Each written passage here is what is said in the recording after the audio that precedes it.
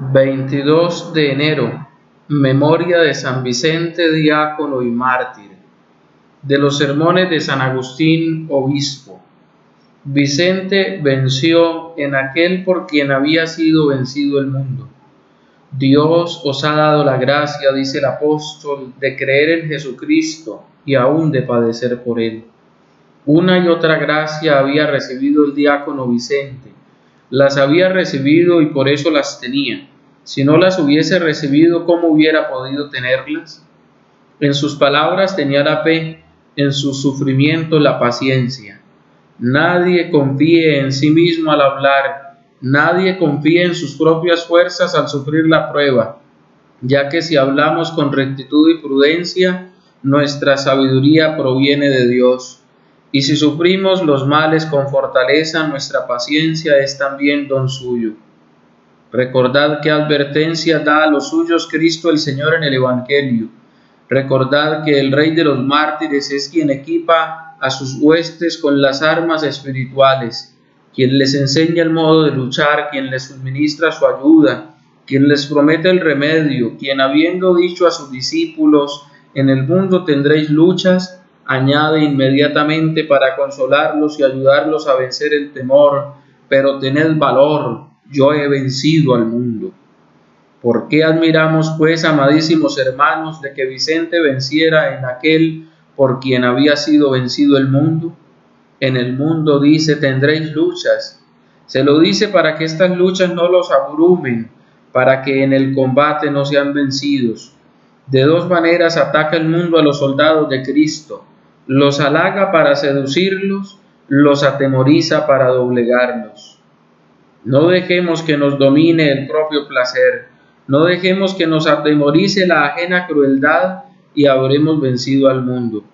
En uno y otro ataque sale al encuentro Cristo para que el cristiano no sea vencido.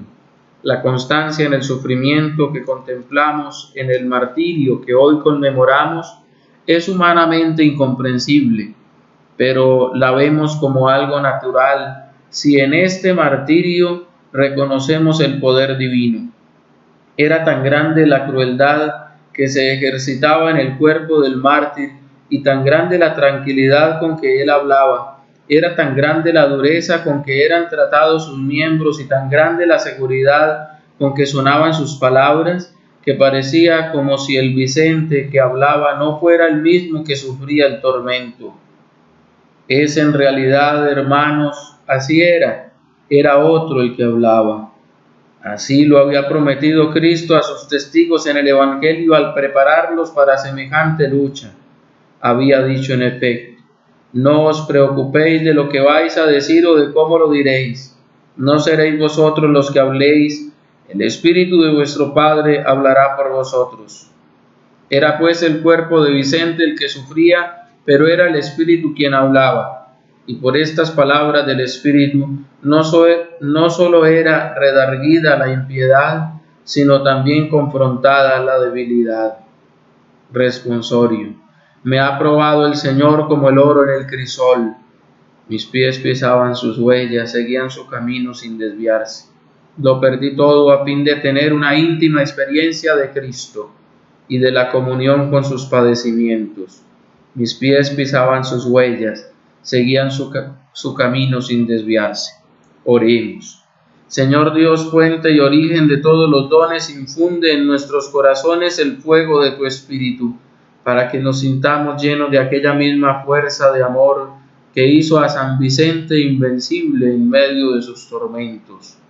Por nuestro Señor Jesucristo, tu Hijo, que vive y reina contigo en la unidad del Espíritu Santo y es Dios por los siglos de los siglos. Amén.